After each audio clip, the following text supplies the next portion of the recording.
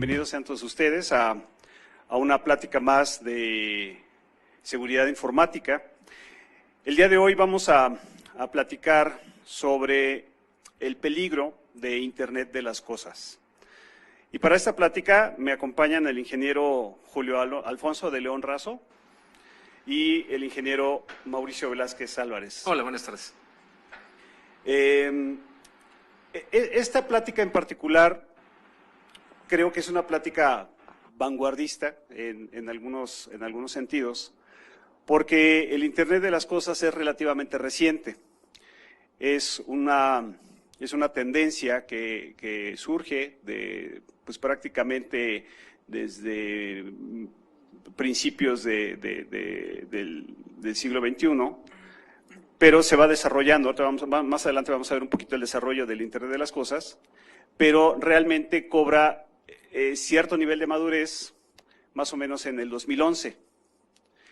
Y no es sino hasta el 2014 cuando realmente se considera como una tecnología ya madura y una tecnología que se considera ya masiva. Entonces vamos a empezar. Siempre nos gusta iniciar con una frase. En esta ocasión vamos a mencionar a Kevin Ashton. A Kevin Ashton seguramente les debe resultar poco conocido, pero él realmente es el que acuña el término Internet de las cosas.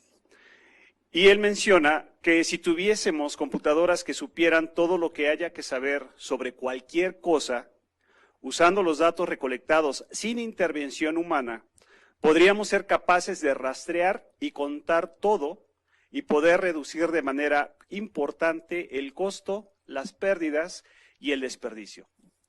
Este comentario que hace Kevin Ashton, pues prácticamente lo que está haciendo es reducir en un pequeño párrafo lo que significa Internet de las cosas.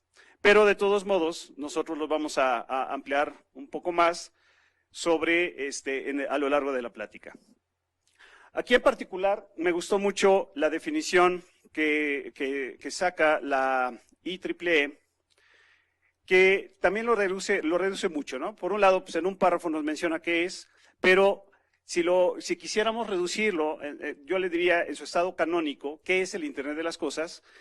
Diremos que es un conjunto de redes de interconexión de cosas. Aquí cosas lo estoy poniendo entre comillas, porque realmente sí son cosas, ¿eh? O sea, le mencionan, en inglés le llaman things, pero realmente son cosas o artefactos. Son artefactos o nodo de una red, como lo menciona la IEEE, que pueden hacerse inteligentes, ¿sí? En el buen sentido, en el sentido estrictamente técnico de la palabra inteligencia, ¿sí? Recuerden el concepto de inteligencia artificial, que más adelante también lo vamos a retomar, si se pueden identificar, nombrar y direccionar. ¿Sí? Son esos tres elementos los que forman en su conjunto la característica del Internet de las cosas. ¿De acuerdo? Bien. Vamos a ver, para que nos quede todavía más claro, vamos a iniciar con un pequeño video. Este video dura alrededor de 1 minuto y medio y créanme que este video va a resumir de una manera muy clara qué es el Internet de las cosas. Entonces no sé si Alex nos puede hacer favor de ponerlo, por favor.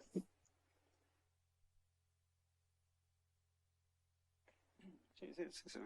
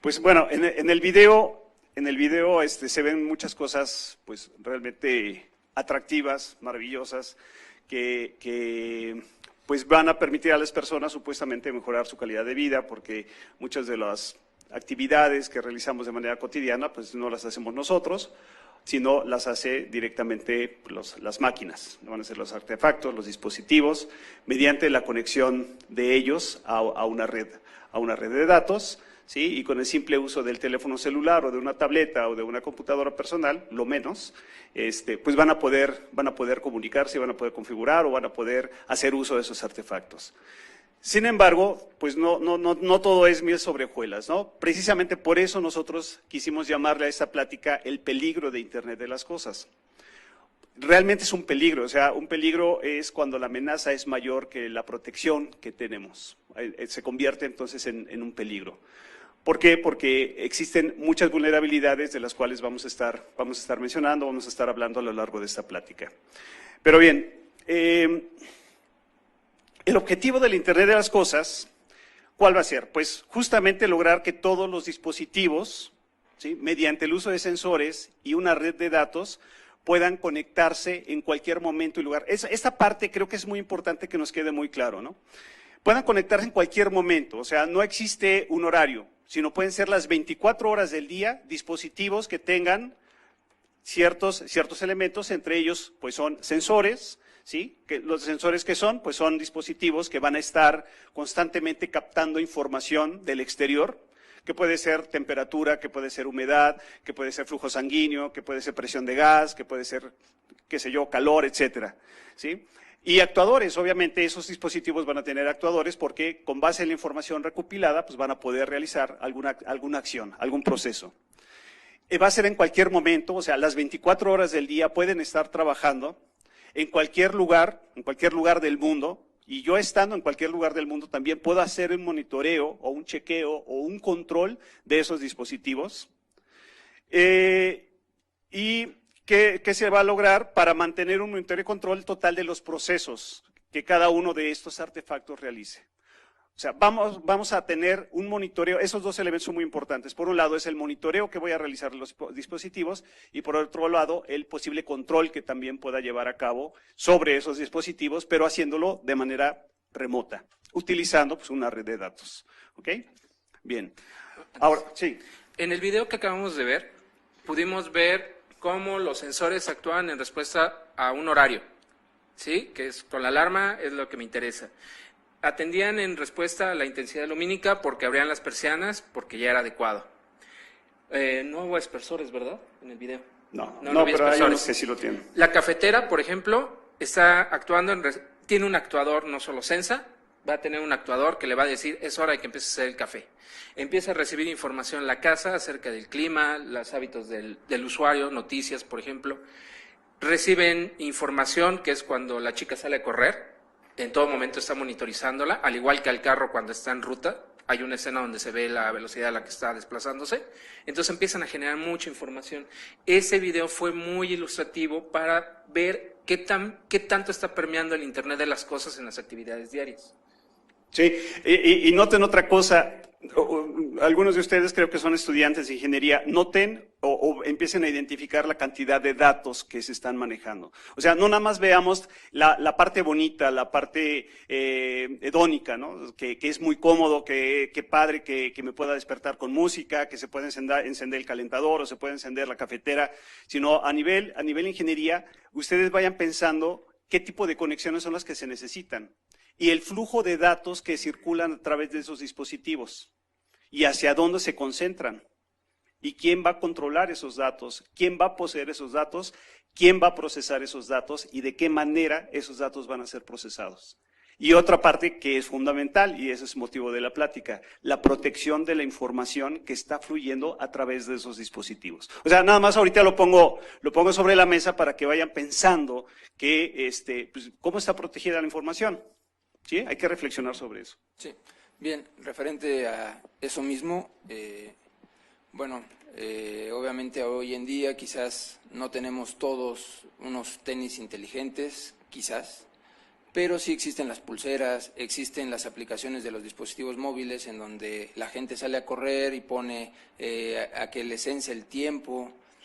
Nosotros a diario seguramente usamos Netflix, nos conectamos a internet, hacemos búsquedas, ya sea por un dispositivo de escritorio o un dispositivo móvil. Encendemos la televisión, vemos las noticias, vemos programas de YouTube, etcétera, ¿no? Entonces, todo eso finalmente son datos que la gente interesada de estos datos los está recabando a diario.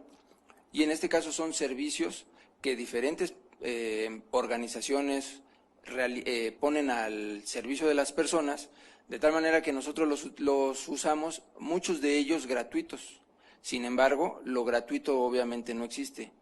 Lo que están recabando ellos es información sobre todas las personas, nosotros y del mundo. Entonces, yo creo que ese más bien es uno de los problemas que de alguna manera debemos de tener ya presentes, y son problemas porque más adelante en la plática nos vamos a dar cuenta que toda esa información que se está recabando y que en un momento dado la gente puede disponer de ella para uso benéfico o inclusive pues para otros fines que no necesariamente sean benéficos. ¿Sí? Pues simplemente apuntalando un poco lo que comenta Julio, piensa en el caso que se presentó entre Facebook y Cambridge Analytica, ¿sí? Que justamente es la recolección de una gran cantidad de información, que le llaman el Big Data, y qué se hizo con esa información. O sea, pensémoslo también desde ese punto de vista, que es yo creo que uno de los más importantes.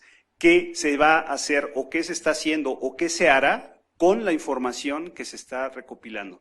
Créanme que esa información no se pierde, ¿eh? Esa información, en el caso de Google, por ejemplo, de los buscadores o de algunas empresas que se dedican a captar información, lo que menos hacen es perder esa información. Lo que hacen es captarla, procesarla y darle un tratamiento de tal manera que pueda ser vendible. ¿Sí? Las empresas de marketing pues, utilizan una gran cantidad de información para poder seccionar y para poder clasificar a sus clientes, ¿no? Finalmente todo esto concluye o aterriza en el área de ventas, ¿ok? Se vende la información y además se vende muy cara, ¿de acuerdo? Bueno, nada más a manera de una breve evolución, el concepto de Internet de las Cosas, aunque logra su madurez en el 2014, realmente es un concepto relativamente viejo, ¿sí? Desde la Segunda Guerra Mundial, por ejemplo, en la década de los 40 ya se utilizaban los llamados RFID, que son los identificadores de radiofrecuencia, ¿sí? Pero se utilizaban justamente los radares para identificar a los amigos de los enemigos, etcétera, etcétera. Hay una evolución, obviamente, mucho más detallada, pero a lo que voy es que en 1973 Mario Cardulo logra obtener una patente del RFID, ¿sí? Con una memoria reescribible. Eso fue un elemento importante, el RFID. Y los RFIDs, seguramente ustedes lo saben, se utilizan mucho en las etiquetas para poder identificar, por ejemplo, UPS o Federal Express utilizan mucho los RFIDs para poder identificar los paquetes. Ya no se hace paquete por paquete, sino puede pasar una valija de paquetes y se tiene un dispositivo que está identificando qué tipo de paquete es mediante una lectura y se hace un proceso muy rápido de identificación de los paquetes. ¿Ok? En 1990, IBM logra perfeccionar el RFID mediante, aumentando la frecuencia, por eso se conocen como los UHFs, ¿sí? Ultra alta frecuencia.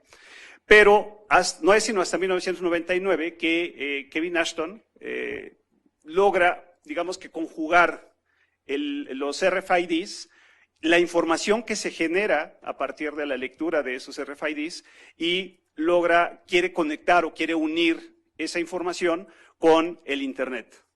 ¿De acuerdo?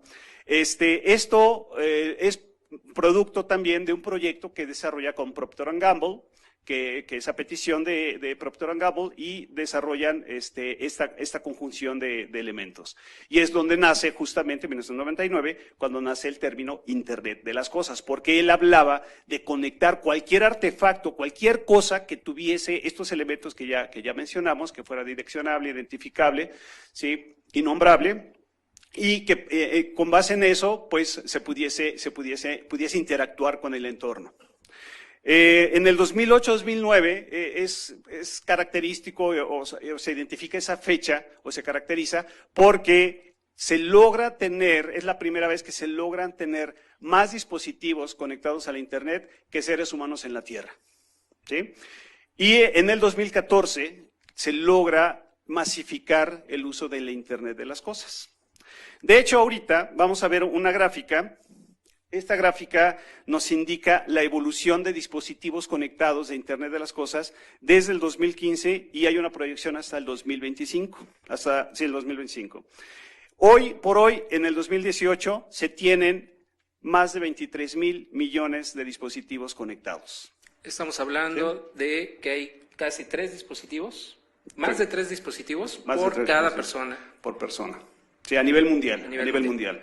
En el caso, por ejemplo, de México, no hay mucha información, pero aquí en México, aunque no lo creamos, pero aquí en México, de acuerdo a cifras de la OCDE, México figura en la posición número 9 a nivel internacional de países que tienen conectados la mayor cantidad de dispositivos IoT. ¿Sí? Y a nivel Latinoamérica, pues prácticamente Brasil y México están liderando el mercado de dispositivos conectados a Internet de las cosas. Entonces, no crean que estamos tan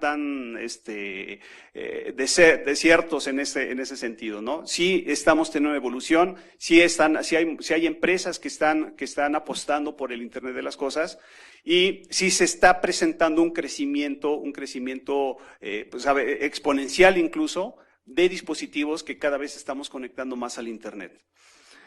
Ahora, sí.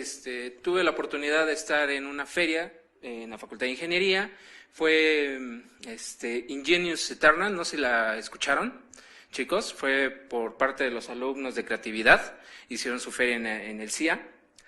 Muchos de los proyectos, no todos, estaban, o más bien, la finalidad de la feria era pensar en los productos que ustedes como millennials van a utilizar cuando sean adultos mayores. Es crear los productos hoy en día que ustedes van a requerir en el futuro, ¿no? Entonces, esa fue la parte de creatividad. Y aterrizando hacia nuestro tema, muchos de los proyectos presentados involucraban precisamente el Internet de las cosas. Había cápsulas para aplicación de medicamentos, había cajas que utilizaban el Internet, que utilizaban sus recuerdos, que utilizaban despertaban ciertas emociones en ustedes para revelarles algún secreto que ustedes habían guardado, ¿no? Algún recuerdo precioso. Entonces, esta gráfica que ahorita nos está presentando Cuauhtémoc es lo que se espera en los próximos años, ¿verdad? Sí, de hecho es una gráfica que es en términos de miles de millones de dólares la inversión que se hace del Internet de las cosas a nivel internacional. Y esto es un mercado segmentado fundamentalmente en varios bloques, pero los 3 principales son electrónica de consumo, que ustedes normalmente la utilizan, las Smart TV es un ejemplo, ¿sí? El Xbox o cualquier juego de video pues también es un dispositivo que conecta a Internet, o hoy por hoy, por ejemplo, han escuchado de los refrigeradores que se llaman Hub Family, creo que le llaman, de Samsung. Nos puede emplear un poquito más Julio al respecto, pero bueno, siguen siendo dispositivos muy caros. Recuerden que la tecnología tiene una evolución y son dispositivos cuando se lanzan al mercado con un costo muy elevado. Por ejemplo, un refrigerador de estos están a la orden de 88,000 pesos. ¿Sí? Pues, ahorita, ¿quién va a comprar? Ahorita con las rebajas del hot sale está en 55,000 pesos. 55. Sí, o sea, pero aún así un refrigerador de 55,000 pesos, bueno, no es asequible para cualquier persona, ¿no? Es una tecnología que seguramente va a evolucionar, se va a asentar y va en un momento dado puede permanecer, porque también hay unas gráficas ahí de tecnología interesantes, que las tecnologías pueden desaparecer porque no tienen mayor utilidad o pueden permanecer y pueden perdurar incluso, ¿sí? En este caso, referente a la información que se recaba con todos esos dispositivos que están conectados a la red, prácticamente hace tiempo era el petróleo. Hoy en día, y lo que viene, el petróleo va a ser el equivalente a la información, de tal manera que quien tenga la capacidad de procesar mayor cantidad de datos en un menor tiempo y adicional a ello tener ciertos servicios para que solitos les caigan esos datos, obviamente es el que va a tener más poder en un futuro. De tal manera que por eso es que hay empresas tan grandes como puede ser Google, como puede ser Facebook, como puede ser Twitter, como puede ser inclusive los correos electrónicos, todo.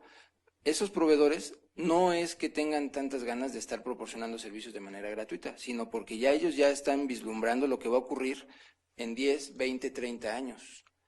Y muchos de esos servicios, ninguno de ellos está en manos de nosotros como, por ejemplo, mexicanos.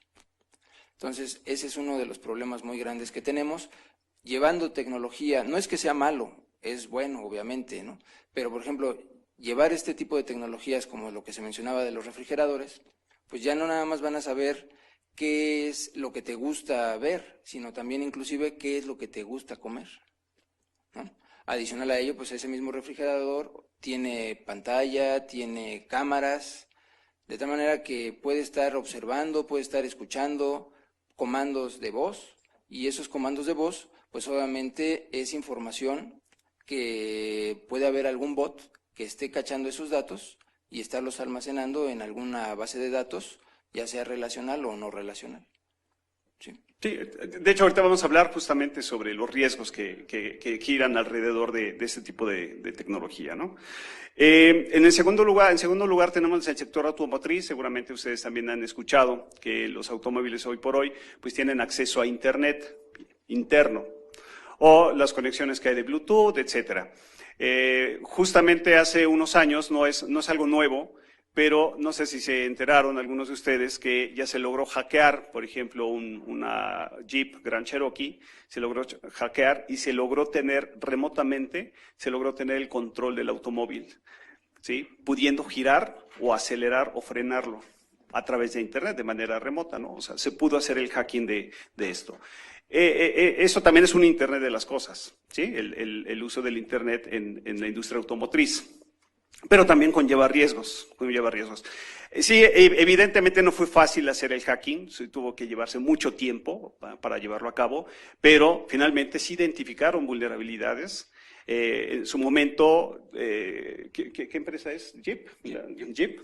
Jeep lo reconoció y tuvo que hacer correcciones en la programación, hacer parcheos de los programas, pero intentaron por segunda ocasión hacer el hacking.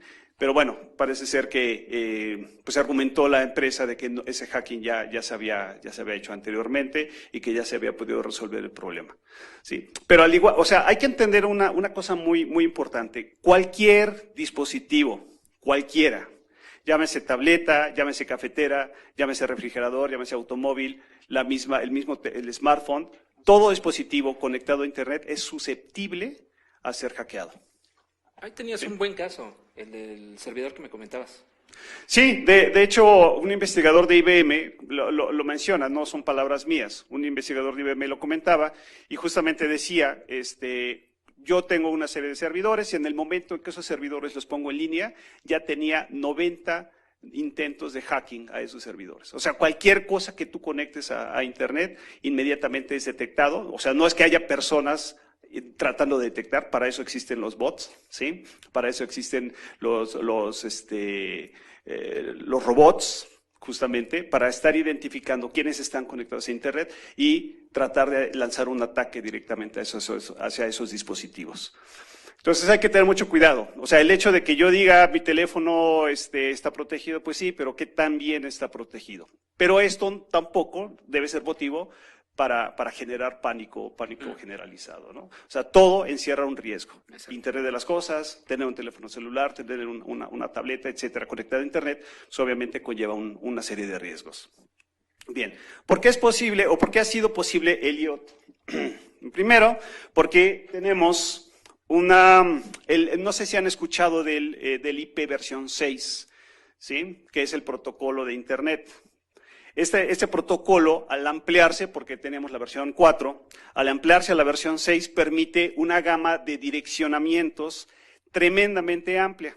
De tal manera que sí es posible a través de esta versión, versión IP, versión 6, tener miles de millones de dispositivos conectados, que eso es justamente lo que se está buscando. Si actualmente tenemos alrededor de ¿cuántos dijimos? 18,000 millones de dispositivos, pues imagínense qué va a suceder dentro de 5 o 6 años, ¿sí? Cuando el crecimiento es exponencial.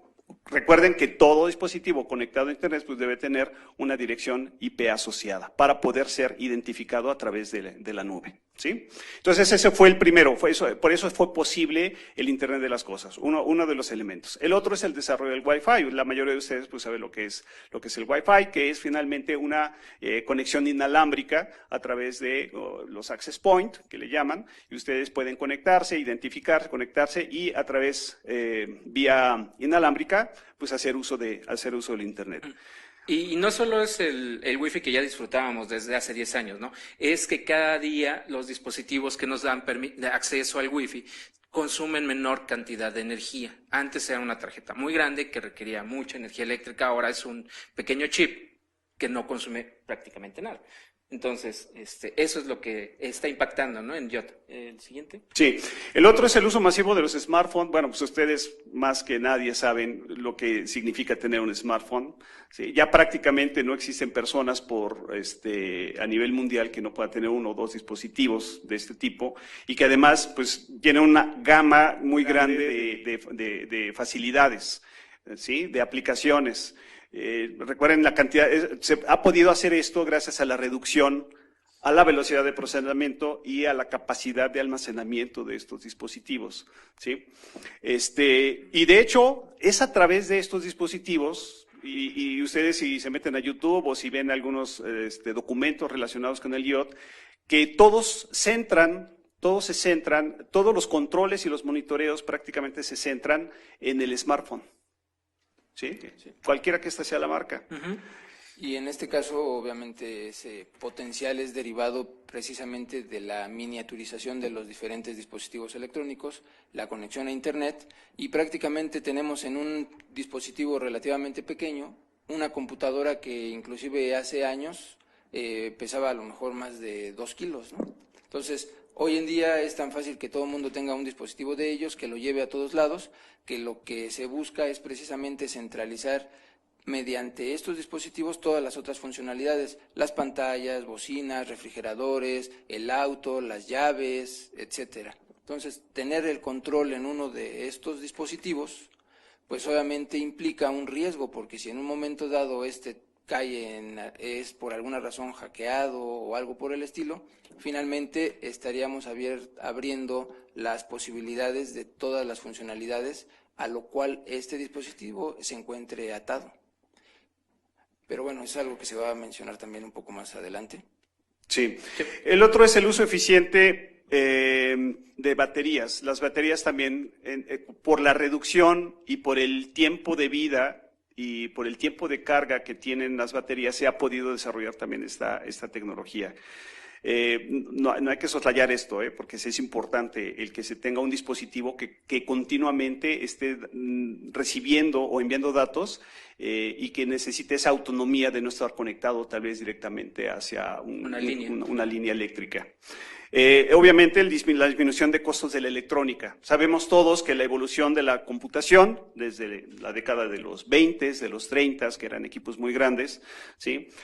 Una característica que tiene cada una de las generaciones de las computadoras ha sido la reducción, la velocidad de procesamiento y la capacidad de almacenamiento de datos. ¿De acuerdo? Y sigue todavía haciéndose mayor reducción, mayor capacidad de procesamiento y mayor capacidad de almacenamiento. Y por otro lado, el uso de herramientas especializadas para el manejo de Big Data. No sé si han escuchado ese término, lo vamos a trabajar, porque por eso les pedí que analizaran un poquito la cantidad de datos que se ven en el video, que se pudieran imaginar la cantidad de datos que se ven en el video. Eso es solamente una familia. Es una ejemplificación de una familia que desde el momento en que se levantan hasta que van del trabajo, la cantidad de datos que están fluyendo entre los distintos dispositivos. Es una cantidad tremenda de datos. Eso multiplíquenlo por el número de personas que hay en el mundo. Bueno, vamos a suponer que fuera el 50% de personas que usan estos dispositivos. La cantidad de datos es tremendamente grande. Estamos hablando, es más, se habla ya de los zettabytes. De los zettabytes. Ya no hablamos de los gigas, ya no hablamos de los iotas, ya no hablamos de los petas, hablamos de los zettabytes. O sea, es inmensamente grande la cantidad de datos. Sí, en este caso, por ejemplo, los que seguramente vieron la película de Matrix, cuando visualizan ahí a las personas y dicen en una computadora unos y ceros, todo eso es un lenguaje binario, y dicen por ahí hay una persona con una vestida de rojo y es güera, ¿no? Y es muy guapa. Prácticamente eso, en ese momento de la película, quizás no tenía mucho sentido, pero hoy, de acuerdo a lo que se está mencionando, de la gran cantidad de datos que se están manejando y que cada uno de ustedes tiene, inclusive en este momento, prácticamente es como si quien los está recibiendo esos datos los está viendo a ustedes no como personas, sino como unos y ceros precisamente. Porque finalmente todos usamos, por ejemplo, para llegar a esta plática, seguramente más de uno se comunicó para preguntarse a qué hora es, dónde es, ya llegamos, no llegamos, o mandamos un correo para avisar a alguien que íbamos a llegar más tarde a nuestra casa, etcétera, ¿no? De tal manera que esa es información que alguien la está cachando. Entonces, tú dejas de ser una persona para ciertas entidades y te conviertes prácticamente en unos y ceros, ¿no? Bien, ahora, ¿qué puedo conectar a la red? Pues ya se lo imaginan, todo lo que se pueda conectar. Es más, casi todo lo que se imaginan. Que cualquier dispositivo que ustedes se imaginen prácticamente es susceptible a ser conectado a Internet, ¿sí? Conectado a la red. Pueden ser pues, los Smart TVs, obviamente ya mencionamos los automóviles, estamos mencionando pues, las cafeteras. ¿Quién iba a imaginar que una cafetera iba a tener una tarjeta Wi-Fi? ¿No? ¿Para qué quieres una cafetera con una tarjeta Wi-Fi? Las lavadoras, los refrigeradores, los wearable devices, los lentes, las pulseras, los anillos, hay pelucas incluso, no sé si han escuchado que hay pelucas que también están registrando datos, ¿sí? Los zapatos, los tenis, los zapatos, las chaquetas también, las chamarras. Aquí en la universidad desarrollaron una wearable device que es una chamarra, ¿sí? Una chamarra con una serie de sensores que está registrando temperatura, que está registrando pulso, que está registrando sudor, pH, no sé, registra una serie de variables, de elementos, y las está enviando directamente hacia un teléfono celular, ¿sí? Mediante una app especializada. O sea, todo prácticamente lo que ustedes sea susceptible de captar datos y de transmitirlo, pues es susceptible de conectarse a Internet, o en este caso como wearable device, como IoT. Ahora, sí me gustaría que vieran esta parte. En el círculo verde tenemos ahí los dispositivos. Es una representación de los múltiples dispositivos que se pueden conectar directamente a la red, ¿sí? Ya vimos el por qué se puede conectar un refrigerador. Pues un refrigerador, yo puedo visualizar, tiene cámaras adentro, en este caso el refrigerador que mencionamos, y me puede identificar tal vez qué comida o qué productos se echaron a perder, por ejemplo, ¿no? O qué productos están, qué productos no están, y me puede estar enviando tal vez alguna información, o incluso se puede mandar esa información directamente al mercado, o del mercado sobre ruedas, o al súper, y se puede hacer una compra inmediata, ¿no? De manera automática. Pero finalmente toda esta información que está fluyendo es una gran cantidad de datos que llegan directamente a la nube. Y esa información a su vez va a llegar ¿a qué? Pues a un lugar que va a ser una especie como de concentrador de toda esa información, que es mi teléfono celular. ¿Por qué un teléfono celular? Porque ha evolucionado de tal manera que yo puedo instalar aplicaciones, cualquiera que estas sean, y puedo estar monitoreando y puedo estar visualizando. Yo puedo ver una cámara, ustedes lo saben, yo puedo tener una cámara en mi casa, una cámara de video, una cámara de seguridad, y yo a través del teléfono celular puedo estar monitoreando esa cámara de seguridad, ¿sí? Pero como comentaba Julio, ¿qué pasa si ese teléfono celular se pierde? Nada más imaginen eso, que se les perdió el teléfono celular. Que aparte del dispositivo, que ya de por sí es una pérdida sensible por el costo que luego llegan a tener algunos de ellos, ¿qué va a suceder cuando se pierde ese dispositivo? Pues realmente están también perdiendo parte del control de lo que ustedes ya tienen conectado en casa o tienen conectado en su oficina, ¿sí? ¿Qué pasa si el dispositivo, aquí me estoy centrando únicamente al teléfono celular o al smartphone, ¿qué pasa si hacen un hacking? Ustedes saben que los teléfonos celulares son buenos dispositivos, pero ¿quién de ustedes, es más, alce la mano, quién de ustedes tienen un antivirus conectado o un programa de seguridad instalado en su computador, en su teléfono celular? No. 1, 2, 3, 4, 5, 6. ¿Sí? O sea, realmente no son muchos. ¿Ok? Eso significa que si no somos precavidos o si no tenemos la cultura de la seguridad, es muy probable que nos puedan hackear nuestro teléfono celular. ¿Sí? ¿Y qué significa hackear? Que instalen un malware que pueda estar monitoreando mis actividades, que pueda estar alterando mi información o que pueda estar robando esa información. Ahora imagínense que le estamos dando además la apertura para que puedan acceder a las cámaras de seguridad de mi casa, que puedan acceder a mi refrigerador, que puedan acceder a mi cafetera, que puedan acceder a todo aquello que yo tenga conectado en mi casa. ¿Sí? Es más, las cerraduras, los cerrojos, pues también ya se pueden controlar a través de Internet. Hay unos cerrojos que le llaman inteligentes. El caso del auto. Los chapas. Que puedes abrir el auto con el medio del teléfono. Exactamente, el teléfono. O sea, todos esos elementos, nuevamente, no es que, digamos, no lo hagan, no lo conecten, pero veamos también la otra parte, ¿no? La otra parte, que es la parte que realmente nos debería interesar y que también a los proveedores les debería interesar. Ahorita vamos a comentar un poquito sobre el escaso, tal vez no tanto escaso interés, pero sí no están visualizando la importancia que tiene la seguridad de los dispositivos que se están conectando al IoT, ¿sí? ¿Qué pasa si les roban el dispositivo? Si les roban el dispositivo, pues ya perdieron el control, porque además si su contraseña es 1, 2, 3, 4, pues olvídense, ¿no? Si su contraseña es su nombre, pues olvídense, y además se lo robó alguien que sabía más o menos algo de ustedes, pues olvídense. O sea, vamos, nosotros también, aunque nos robaran el aparato, si somos un poquito precavidos y somos cuidadosos en el tipo de contraseña que estamos poniendo, en el usuario y contraseña que ponemos en las aplicaciones para acceder a este tipo de dispositivos, bueno, es probable que no nos hagan tanto daño, igual y si lo hacen, o quizá les cueste más trabajo hacernos daño. El problema es que nosotros también propiciamos que el hacker, que a veces ni siquiera es un hacker, bueno, no se le llama hacker, se le llama script kiddie, o sea, alguien que está utilizando el programa que elaboró un hacker y simplemente lo ejecutó. Y sabe cuál es la función del programa, que la función del programa es captar datos, que la función del programa es hacer copias, o activar la cámara, o activar el micrófono, o modificar algunas de las características que tengan en la configuración de su teléfono, o copiar sus contactos o sus fotografías. Aquel que diga, pues, ¿qué más da? O sea, yo tengo las fotos, no pasa nada, ¿qué me pueden robar? Mi nombre, mi dirección, pues sí, te pueden robar toda la información, aunque no tengas ni cuentas bancarias. El hecho de que te roben información, ya están teniendo cierto control sobre ti. ¿Por qué? Porque esa información puede ser mal utilizada en redes sociales. Por ejemplo, un desprestigio, puede ser un caso, desde un simple desprestigio, ¿sí? Hasta un secuestro. Piénsenle de esa manera, ¿ok?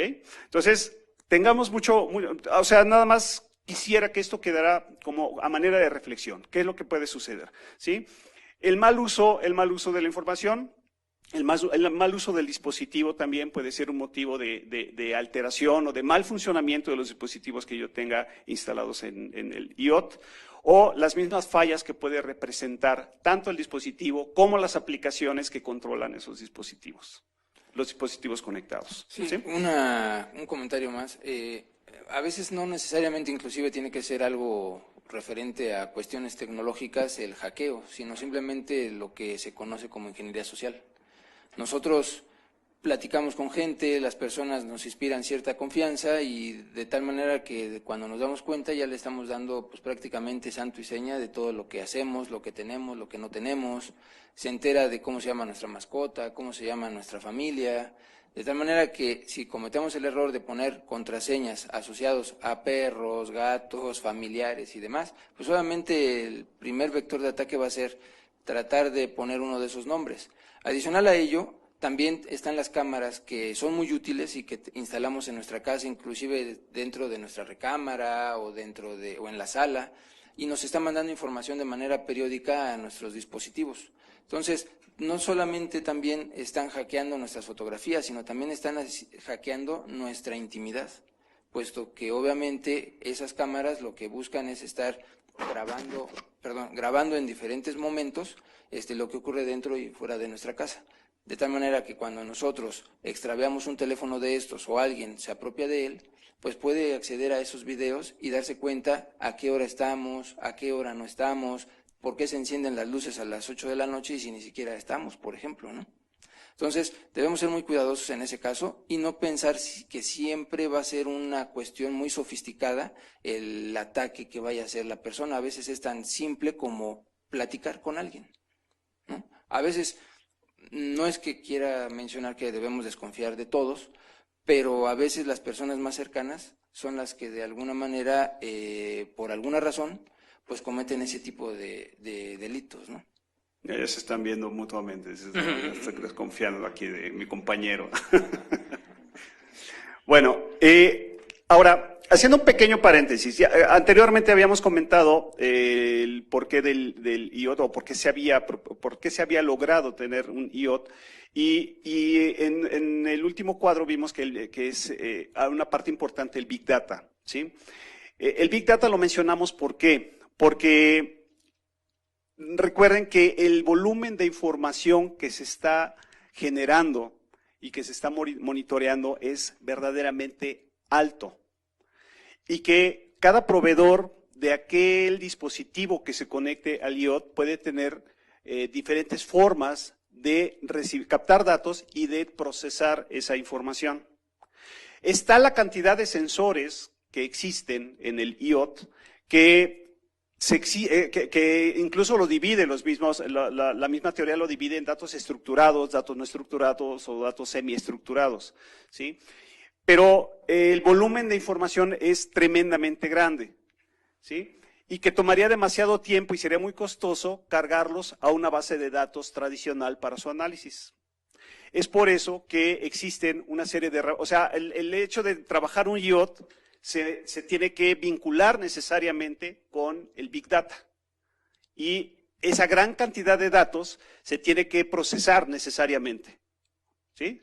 Se le tiene que dar un tratamiento a esa información, porque de otra manera, pues cómo voy a estar yo recibiendo la información de la temperatura, si se prenden los aspersores, por ejemplo, porque se detectó de que hay humedad o tiene una conexión con el Servicio Meteorológico Nacional y se sabe que va a llover, pues entonces no activo los aspersores o no se activan los aspersores. Pero toda esa información que se está generando, pues esa información la estoy recibiendo, pero la estoy recibiendo de una manera digerida, ¿sí?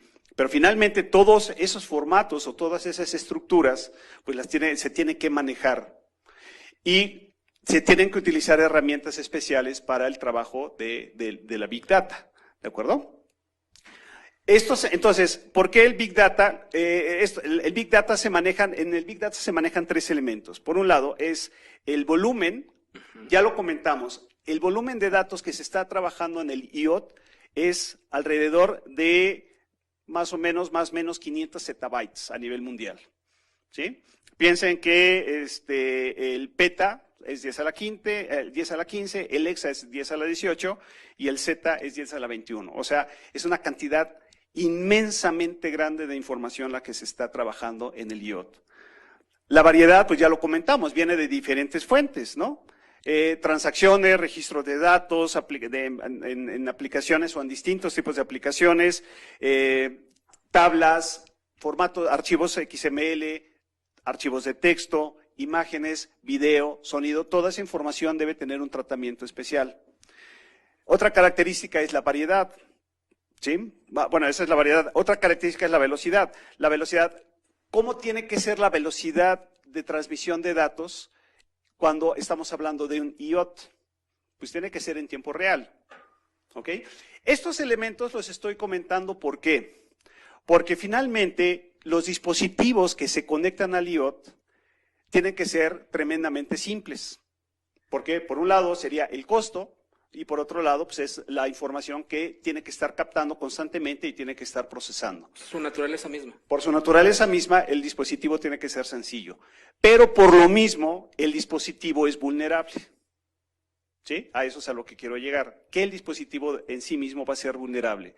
¿Por qué? Porque tiene que utilizar un software de programación muy sencillo. Y tiene que utilizar una memoria también pequeña.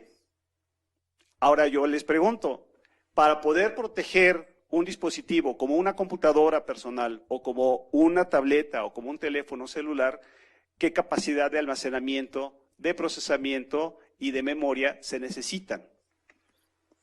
Si yo necesito tener un sistema operativo robusto, si necesito tener un software de aplicación o un software de seguridad también lo suficientemente robusto, pues no va a caber en esos dispositivos. ¿De acuerdo? Entonces, todavía no está del todo desarrollada esa tecnología de la seguridad. O sea, no puedo tener un antivirus para un sensor de flujo de gas.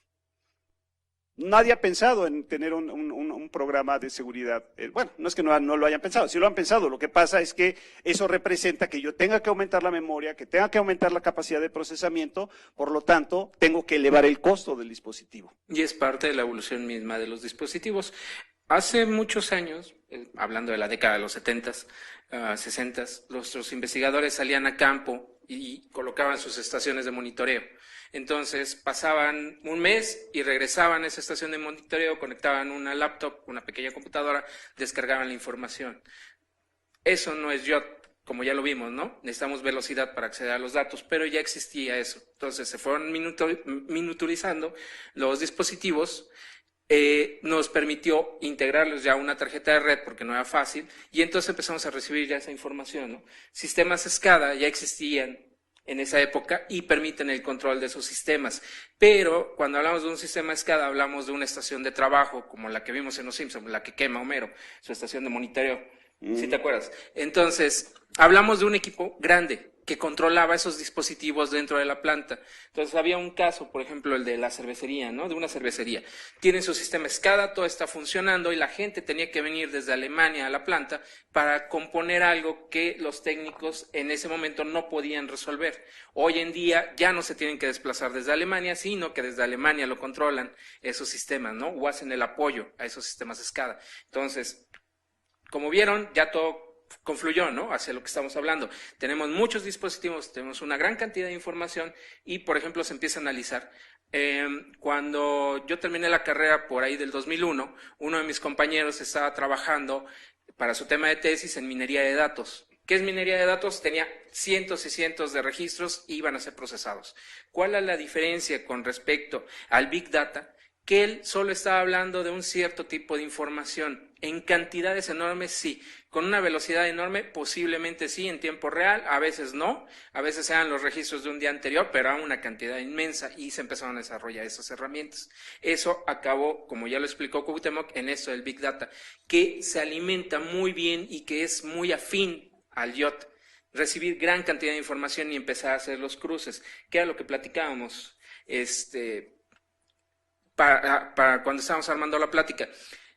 Si ustedes empiezan a ver, o como grandes corporativos, empiezan a ver que tienen una red que empieza a recuperar información de los sensores de temperatura de las casas, que empieza a recoger hábitos de consumo en los centros comerciales, que empieza a recoger información de Uber, por ejemplo, empieza por sí sola, cada uno de esos va a generar sus reportes muy bonitos de cómo la gente usa más Uber en viernes que en lunes y viceversa, ¿no?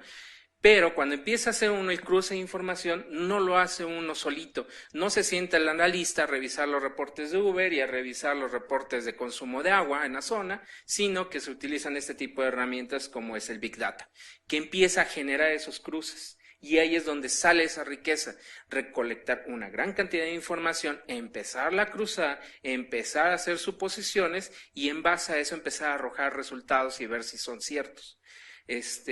Eso lo vamos a ver en la siguiente, ¿verdad? Sí. Bueno, de hecho es parte de la toma de decisiones, ¿no? Pero es luego la gran cantidad de información que se está trabajando, que se está nutriendo el IoT, pues no necesariamente es una persona lo que la hace y ahí es donde interviene la inteligencia artificial, justamente, ¿no? En los riesgos otro de los riesgos que tiene el IoT, aquí los concentramos fundamentalmente en cinco grandes bloques, ¿no? Por un lado, la tecnología móvil, que esa ya la mencionamos. ¿Pero por qué? Porque la tecnología móvil como tal es el pivote, el teléfono celular es el pivote. O sea, a partir de ahí ya todo gira alrededor de los smartphones. ¿De acuerdo? Eso creo que nos queda claro, y creo que nos queda claro cuáles son los posibles vectores de ataque o cuáles son los posibles riesgos que pueda tener el uso de los teléfonos celulares. No deja de ser vulnerable un dispositivo de este tipo, ¿no? Y máxime si nosotros no tenemos las precauciones necesarias para proteger la información contenida en el dispositivo. No por el dispositivo en sí mismo, recuerden, que bueno, de por sí ya pues el costo ya es una gran pérdida, pero créanme que es mucho más, la pérdida general es mucho mayor cuando tenemos información importante, y más cuando tenemos información que está siendo utilizada por los dispositivos que tenga conectados alrededor. El otro es la complejidad del IoT. Por lo mismo, son grandes cantidades de datos. Es grande la cantidad de procesamiento que se está realizando y grandes los lugares donde se tiene que almacenar esta gran cantidad de datos, ¿sí? Y por eso justamente se auxilia de la inteligencia artificial. Dentro de su misma complejidad se implica que son dispositivos simples, suena contradictorio. Son dispositivos con tareas muy definidas. La cafetera se va a encender, va a programar, va a hacer el café con lo que nosotros le digamos y no se sale de ahí, ¿no? Entonces, todos sus recursos, para que no sea muy costosa esa cafetera, pues están destinadas a hacer café. No están destinadas a cuidar que no reciban un ataque, a que no se instale un malware, a que se actualicen constantemente. No están dedicados a eso esos recursos, ¿no? Entonces también ahí va la complejidad. Y también la complejidad del IoT es acerca de cómo permea todos los hábitos y todas las actividades que tenemos hoy en día, ¿no? Está presente en el teléfono, está presente en los muchos electrónicos que tenemos cerca, está presente en la escuela con las cámaras de vigilancia, con los pizarrones electrónicos para los salones que ya están equipados con ellos, por ejemplo. ¿Algo más de complejidad? Creo que ya, ¿no? No, básicamente eso es lo que representa. No sé, Julio, si tú quieres comentar algo. Sí, en este caso, obviamente, el tema del Big Data, pues obviamente es un campo muy grande y que ahorita quizás los expertos podrían decir que inclusive está iniciando, ¿no? Porque lo que se avecina en unas décadas o años, pues obviamente será todavía mayor.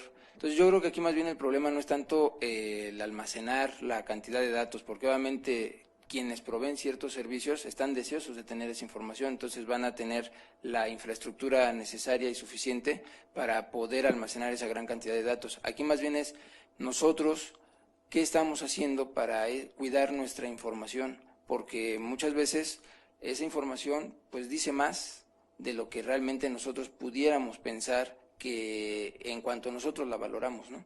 El hecho de que haya una inteligencia artificial y que en este caso esté procesando esa gran cantidad de datos, ya sea estructurados o no estructurados. En el caso de los no estructurados son, por ejemplo, correos electrónicos, son, por ejemplo, archivos, son, por ejemplo, mensajes de voz. Esos datos, ¿qué es lo que están diciendo? Pues están diciendo todo lo asociado a una cultura. Y en este caso es una cultura latinoamericana, una cultura europea, etcétera. De tal manera que los proveedores de servicios en un futuro, gracias a la inteligencia artificial, van a poder decir qué nos gusta, qué no nos gusta, qué nos disgusta, qué nos hace daño, qué es lo que nuestra propia genética propicia que nos causen ciertas enfermedades. Y en un futuro eso obviamente será un riesgo pues muy grande, ¿no? Porque de tal manera que hoy en día quizás pensamos que el control es un gobierno que está dentro de nuestro país, pero el día de mañana quizás el gobierno va a ser básicamente, o la cuestión política va a ser prácticamente una cuestión decorativa, porque en realidad quien va a tener el control sobre las masas, pues obviamente va a ser quien tenga más cantidad de datos. Entonces debemos nosotros en este momento, pues obviamente pensar o hacer un acto de reflexión, porque finalmente nosotros nada más lo que hacemos es darle a los términos y condiciones, darle aceptar, aceptar, aceptar, aceptar, pero nunca leemos realmente a qué nos estamos comprometiendo al aceptar la funcionalidad de Uber, al aceptar la funcionalidad de WhatsApp, del correo electrónico, de un video de YouTube, al utilizar Netflix, al utilizar una tecnología de una pantalla, de un refrigerador. Cuando le damos el aceptar, en realidad no estamos dándole a aceptar a la compra del hardware, sino más bien al uso del sistema operativo, que inclusive los propietarios dicen claramente, nosotros somos dueños del sistema operativo y podemos hacer y deshacer lo que nos plazca.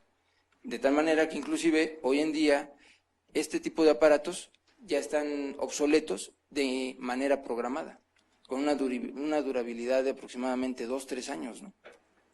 Entonces, yo creo que más bien ahí es un acto de reflexión, y porque la parte de la inteligencia artificial es algo que ya está grande hoy en día, puesto que ya hay inclusive un robot que tiene nacionalidad de algún país, y que inclusive se piensa que para años venideros, como por ejemplo 2030, en Japón, gran cantidad de los trabajos mecánicos o repetitivos van a ser desplazados por inteligencias artificiales. Entonces, nosotros como mexicanos lo vemos muy lejos, pero en realidad es un problema que debemos de empezar a atacar desde ya y en las universidades en general. Así es.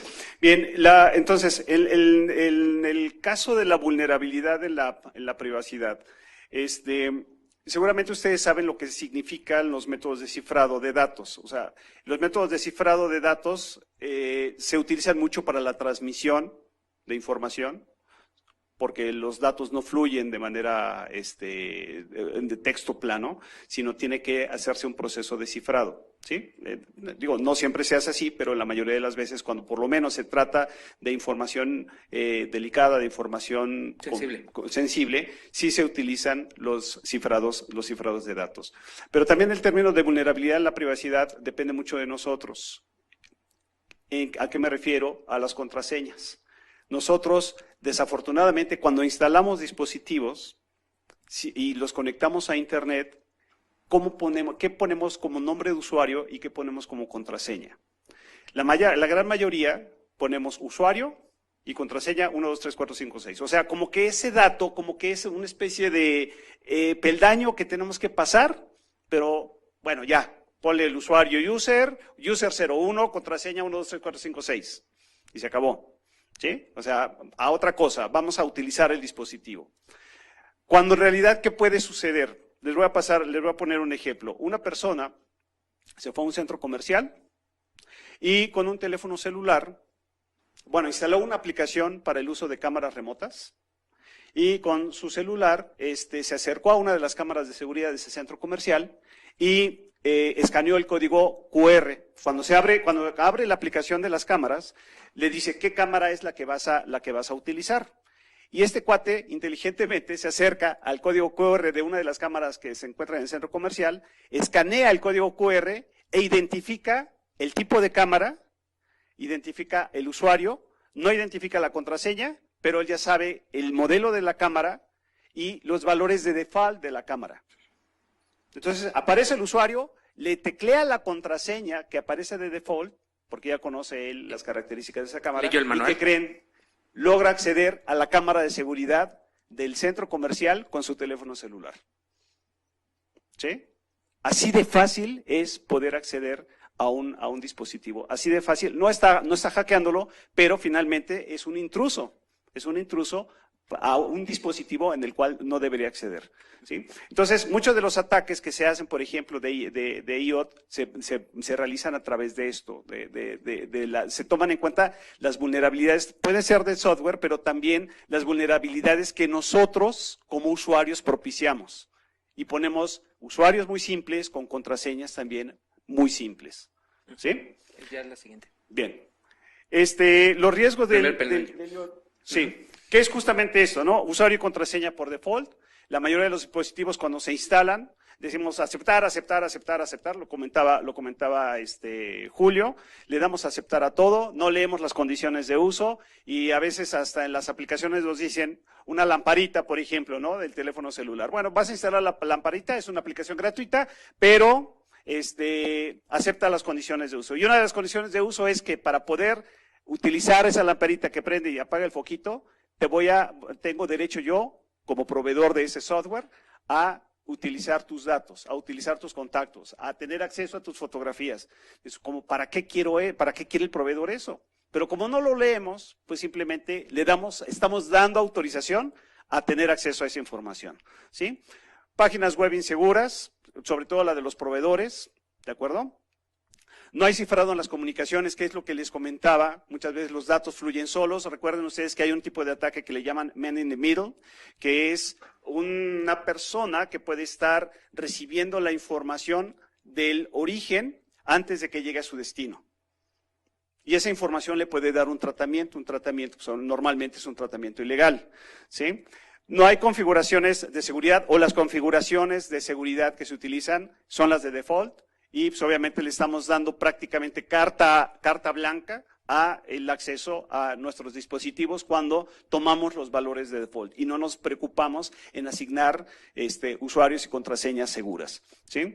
O no hay falta de soporte y de actualizaciones. Los proveedores puede ser que no estén proveyendo de este tipo de actualización. Simplemente mandan la información, o compran el dispositivo, se instala el software, pero no hay una actualización.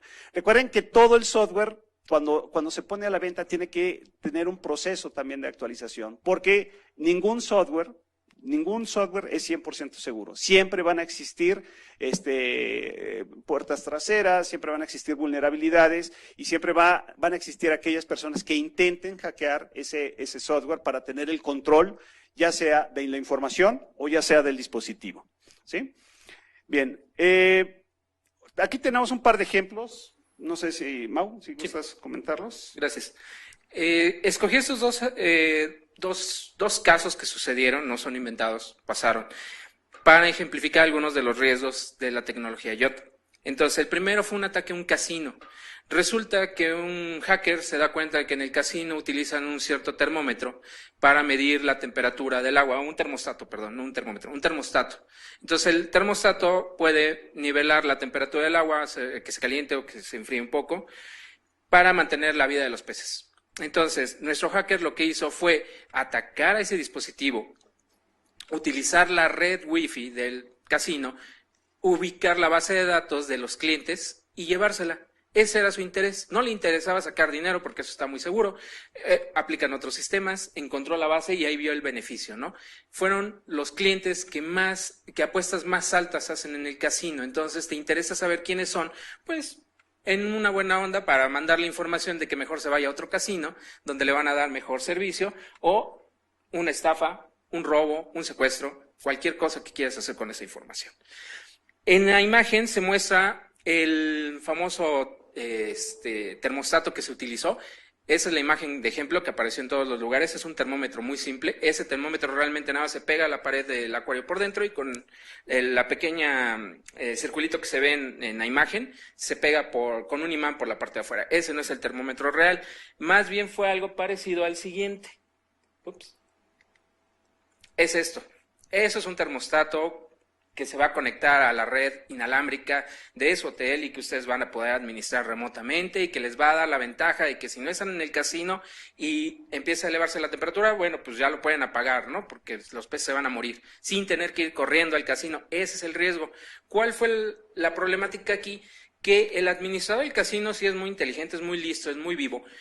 Cuidaba los equipos, las laptops que había para los gentes de administración, los contadores, cuidaba los servidores, pero en algún momento se le olvidó que también el termostato pues tenía acceso a la red Wi-Fi y no tuvo las precauciones de aislar todo ese sector de dispositivos IoT del resto de la red de su hotel, por ejemplo con una VPN, con una VLAN, que es lo que harían, hacer una red lógica que englobe a ciertos dispositivos y que no les permita comunicación con el resto de su infraestructura. Entonces no tienen nada que hacer los dispositivos IoT conectados a la misma red donde están sus servidores, ¿no? O donde están el control de las cámaras de vigilancia, ¿no? Separas todo para que cada uno tenga su lugar adecuado y se minimicen los riesgos. El siguiente ejemplo corresponde a un espía inesperado. Ustedes han visto en Google algunas zonas de mapas que están borrosas. Si hacen zoom no se ve nada o aparecen hasta cuadros negros o cuadros en verde, zonas como si fueran desiertos muy difuminadas. Lo que hay debajo es una base militar, posiblemente una instalación nuclear, un centro de investigaciones que no se quiere que se tengan monitoreados en las páginas de Google Maps, por ejemplo. ¿Y qué es lo que pasó aquí? Hay una red social que se llama, que pertenece a Strava, que hace unas pulseras, hace un software para que ustedes monitoricen su actividad cuando salen a correr, cuando salen a pasear, ¿no? Entonces les dice cuántas calorías queman. Esa red, ellos hacen llamar la red de los atletas. Entonces está muy inspirada para que tú compartas esa información ahí y le digas a tus compañeros por dónde corriste, cómo están los senderos y todo eso. Está muy bonito, está muy padre y es información de dónde yo me moví guardada en la nube. Entonces Strava inteligentemente dijo, voy a crear un mapa de calor, que es lo que vemos en la parte derecha de la imagen. Ese mapa de calor corresponde a todas las personas que han caminado en esas zonas, en esos senderos. Entonces uno dice, pues es un parque natural, es una reserva natural, por ejemplo los Dínamos. Van a haber caminos que es por donde recorre la mayor cantidad de personas, los más rojos, los más amarillos son los senderos menos transitados. Entonces, si yo quiero hacer una visita a los Dínamos, pues me voy a fijar cuáles son los senderos más transitados, porque es por donde deben estar los mejores atractivos, ¿no? O son los más fáciles de caminar, o de plano me voy a los amarillos porque quiero explorar, ¿no? ¿Por qué la gente no pasa por ahí? Y dicen, qué padre, pero no. Resulta que el que estamos viendo ahorita en pantalla es el mapa de calor de una base militar española. Entonces, se puede ver o alguien puede deducir a partir de esa información por dónde es donde la gente camina más, dónde están los puestos de vigilancia, qué son edificios. Y esa es información que se dio a través de una segunda lectura. Ese fue el riesgo. No hubo un hacker que se robara esa información. No hubo una inteligencia artificial asesina buscando esas instalaciones secretas. No. Fue simplemente una segunda lectura que se le dio a la información. Strava junta la información de ti, de todos, de cada uno de nosotros que salió a caminar y la compacta, la analiza y la centra en un mapa. Entonces fue una segunda lectura que le dio a mi información. Strava posiblemente con que se hubiera quedado guardando mi información y diciéndome por dónde yo camino, con eso no hubiera habido problemas porque es mía y es para mi uso. Pero como hizo esto, de juntar la información de todos, darle un tratamiento, darle esa segunda lectura a la información y hacerla pública, bueno, pues reveló un bonito secreto de una base militar. Y no solo les pasó a los españoles, le pasó a norteamericanos, le pasó a rusos en Siria. Esto es un riesgo de seguridad. Ok.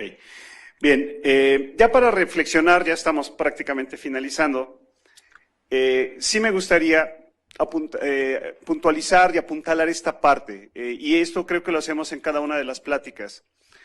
En realidad somos poco conscientes de la información que generamos y somos poco conscientes, en general, de la importancia de nuestra propia información. Como que la tendemos a subestimar, como que dicen, bueno, ¿qué se pueden robar? ¿Mi trabajo de la escuela? ¿El proyecto?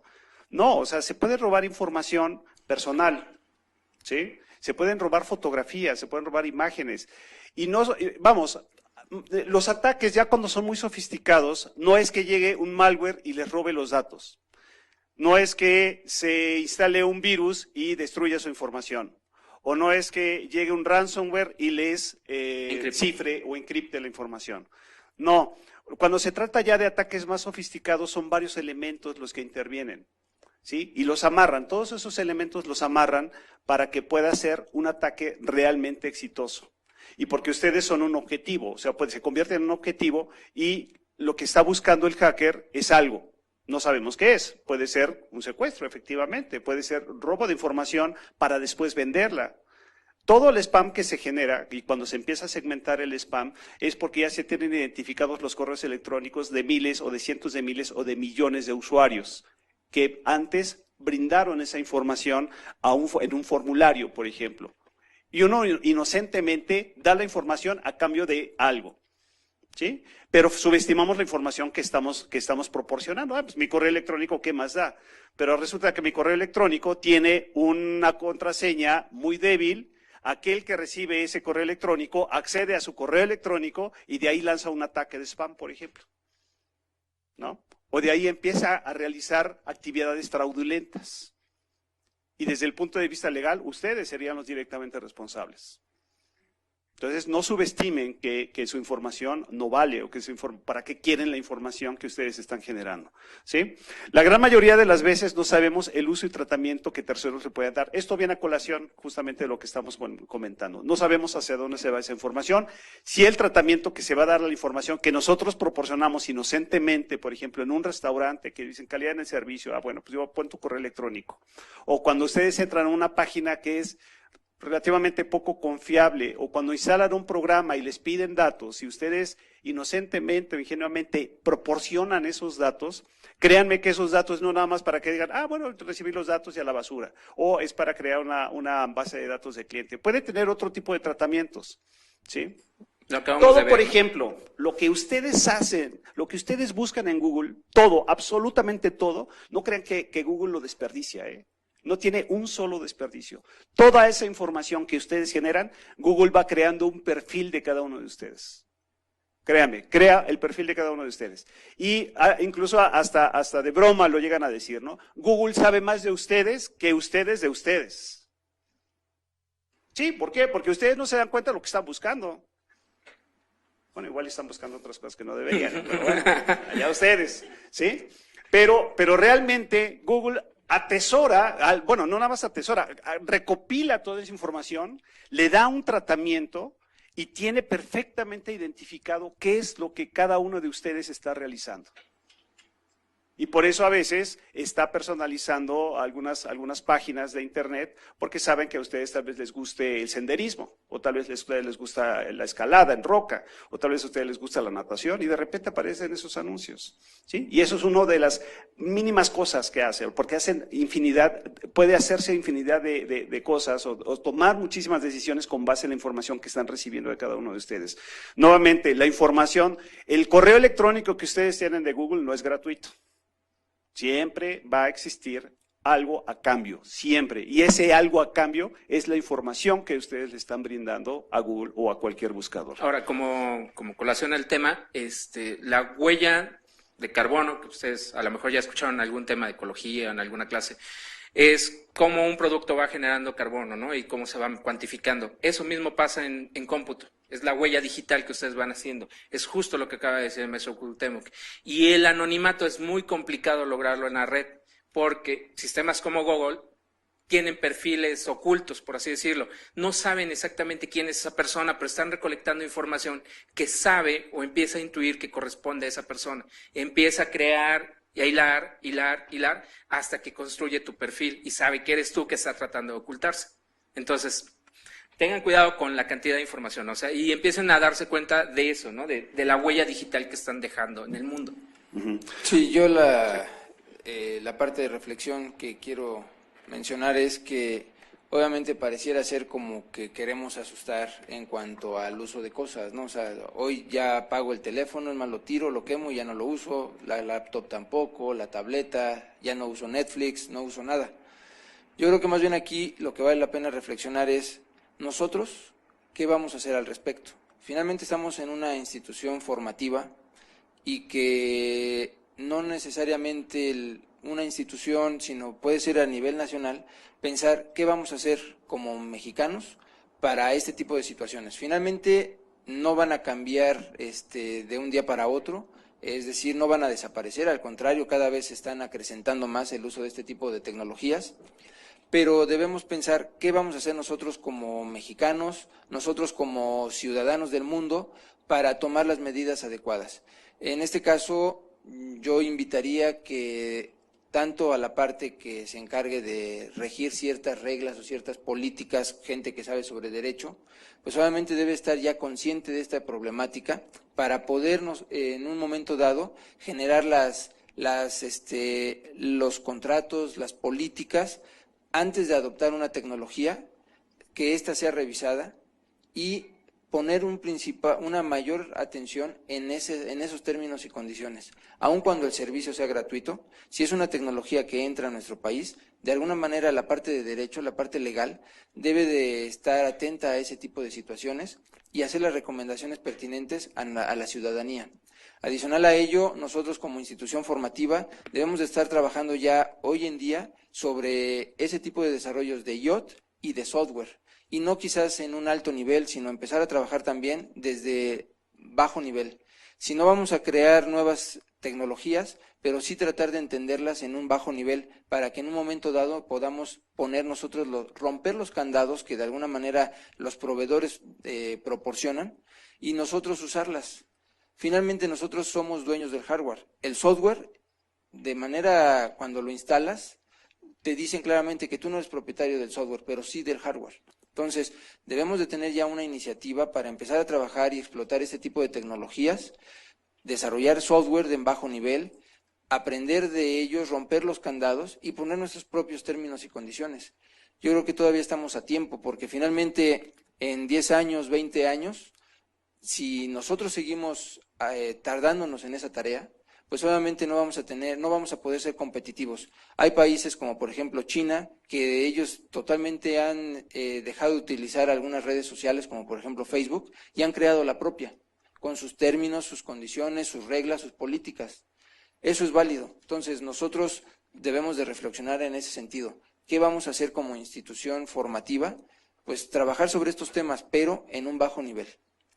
Y además el uso ético de los datos, ¿no? Porque justamente ahí qué garantía tenemos que la información generada por los dispositivos no será mal empleada.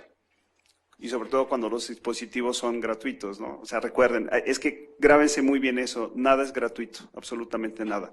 Y apuntalando un poco lo que comenta Julio, este asunto de la seguridad en IoT, créanme que es una beta de estudio para ustedes, porque no hay mucho desarrollado, ¿eh? No hay mucho desarrollado realmente. Y el reto es que logremos tener software de seguridad o tener candados de seguridad en estos dispositivos que tienen poca memoria, que tienen poca capacidad de procesamiento, que nada más captan datos y actúan sobre los datos recibidos, pues tener ahí mecanismos de seguridad, de autenticación, mecanismos de cifrado, ¿sí? Pero que quepan también en un espacio de almacenamiento muy pequeño. ¿Ok? Ya para finalizar, la última reflexión, ya no son reflexiones propiamente, sino recomendaciones, ¿sí? Si ustedes piensan instalar dispositivos IoT, siempre busquen las características de seguridad que está ofreciendo el proveedor. Si tiene realmente un programa, un usuario, una contraseña, recuerden, sobre todo, véanlo por el lado de las cámaras de seguridad. Las cámaras de seguridad es muy común, ¿no? Que te pidan un usuario, una contraseña. Pues cámbiela, ¿ok? Vean si el proveedor está haciendo actualizaciones constantes de su software. Modificar las credenciales que vienen por omisión. O sea, nuevamente, es el usuario y la contraseña. Es que ese es el medio por el cual uno va a tener el acceso directo a los dispositivos. No menoscaben, no minimicen las características o no minimicen este aspecto de seguridad que es fundamental. ¿Por qué? Porque a través del usuario y la contraseña van a tener acceso pues, a la administración prácticamente del dispositivo. ¿Sí? Y además aquella persona que acceda y que sea ajena a, seguramente va a ser un mal uso de ese dispositivo, ¿sí? Deshabilitar los servicios del dispositivo que no sean utilizados. Recuerden que hay muchos dispositivos que tienen muchos servicios y hay unos servicios que se quedan abiertos. Por default, pues hay que cerrar esos servicios. De ser posible, crear redes dentro de la red Wi-Fi casera. ¿Okay? Que es parte de lo que comentaba Mauricio, las VLANs. Si no hay necesidad de conectar dispositivos a la red, no lo hagan. ¿Ok? La tecnología, recuerden que es la evolución de la tecnología, cuando ésta se inserta en la vida de las personas, tiene una característica en términos de seguridad, que es vulnerable. ¿Por qué? Porque pues, finalmente nadie la conoce y toda la gente apenas empieza a conocer cuáles son las características y lo último que voltean a ver es la seguridad que está involucrada en ese dispositivo. ¿Sí? Cuando en la realidad lo primero que debemos de ver es qué tan seguro es ese dispositivo. Es como cuando compra un automóvil, ¿no? Pues uno ve más bien la potencia, ve que esté bonito, ve el color, ve que las llantas sean anchas o que no sean anchas, ve la comodidad, pero en términos de seguridad, nadie se fija en que hay automóviles aquí en México que se están vendiendo y que no tienen bolsas de aire, o que los cinturones de seguridad son vulnerables, o que las llantas tal vez son muy cortas, o tal vez el centro de gravedad no es lo suficientemente adecuado y que cualquier vuelta que den repentina, el carro se va a volcar. Nadie, o bueno, no digo nadie, no me gusta utilizar los absolutos, pero muy poca gente se fija en eso. No estoy diciendo que no veamos lo otro, pero debemos darle también la debida dimensión a la parte de la seguridad. Piensen en una situación de riesgo, como puede ser un accidente. Y un accidente de frente, y no estamos hablando de 100 kilómetros por hora, estamos hablando de 50 kilómetros, que son las pruebas que se utilizan para determinar los niveles de seguridad de los automóviles. De esa misma manera que nosotros deberíamos de pensar cuando compramos un automóvil, tendríamos que pensarlo también en términos de seguridad de los dispositivos. ¿Qué tan seguros son? Si existe la posibilidad de que lo pueda, ¿qué tan hackeables son esos dispositivos, por ejemplo? ¿No? Si existen actualizaciones, qué tipo de software de seguridad es el que puede instalar, en fin, esos elementos. Cualquier dispositivo, eso también es parte de lo que ya habíamos comentado. Cualquier dispositivo conectado al IoT, por lo tanto conectado a Internet, a la nube, es susceptible de ser hackeado. O sea, el hecho de que pongamos todos estos controles, todos estos niveles de seguridad, aún así no podemos garantizar al 100% que el dispositivo sea seguro. Y esa es una regla de seguridad informática básica, ¿eh? No crean que nos estamos inventando o estamos menospreciando las capacidades de seguridad que tengan los proveedores. Pero eso es una realidad. No existe ningún dispositivo 100% seguro, aunque tengan 20 programas de seguridad instalados. ¿De acuerdo? Bien, no sé si hay algún comentario final. Bueno, yo nada más recalcar que aquí, obviamente, lo hemos platicado referente a la parte del hackeo, pero yo insisto, aquí más bien también tienes que pensar qué proveedor es el que está recibiendo esos datos. Aun cuando ese proveedor te diga que hará buen uso de esa información o que simplemente no la va a tocar, pues obviamente eso es poco creíble, porque cada información que tú proporcionas, cuando solicitas un viaje en Uber, cuando ves un programa de televisión, cuando envías un correo electrónico, cuando escuchas música, cuando te levantas y pones el despertador y consultas el clima, ves las noticias, estás proporcionando información. Entonces, hoy en día las ciudades inteligentes se están empezando a escuchar, pero todavía no hemos visto de manera tangible una ciudad de ese tipo. Se avecina ya ese tipo de ciudades y en un momento dado, cuando nos demos cuenta, Ciudad de México, si no es que otras ciudades del país también, ya serán ciudades inteligentes. Entonces, lo idóneo sería que esa información fuera controlada por nosotros, que la mayor cantidad de proveedores que controlaran el tráfico, que controlaran los automóviles, los programas de televisión, fueran organizaciones mexicanas y 100% mexicanas. Eso sería lo ideal. Pero si seguimos permitiendo que industrias extranjeras, con muy buenos ideales seguramente, pero les damos esa responsabilidad de que ellos sean los proveedores de ese tipo de servicios, el día de mañana será demasiado tarde. Y entonces nosotros que nos queramos subir a ese mundo de tecnología, pues ya va a ser sumamente difícil. Entonces, vuelvo a reiterar, estamos en un buen momento, la universidad yo creo que lo puede permitir, son áreas de oportunidad, ustedes están estudiando ingeniería, de tal manera que esas áreas de oportunidad de tecnologías, las ciudades inteligentes, el IoT, el Big Data, la ciencia de datos, es prácticamente lo que en un futuro se va a necesitar. Gente que tenga capacidad de tomar decisiones y que sepa hacer algoritmos para poder tomar decisiones.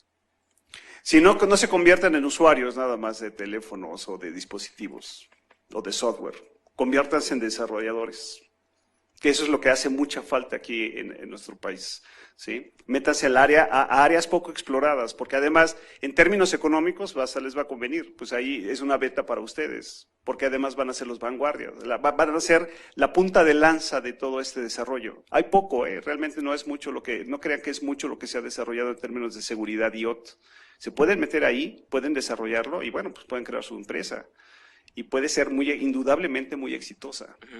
¿Sí? Bien, pues por nuestra parte es todo. No sé si haya alguna pregunta, algún comentario. Abrimos el micrófono para lo que ustedes gusten comentar, lo que ustedes quieran preguntar, con mucho gusto.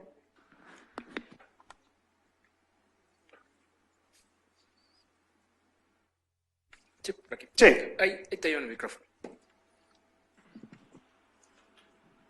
¿Cuál de las medidas de seguridad que mencionaron son las que emplean ustedes, por ejemplo, para proteger su información?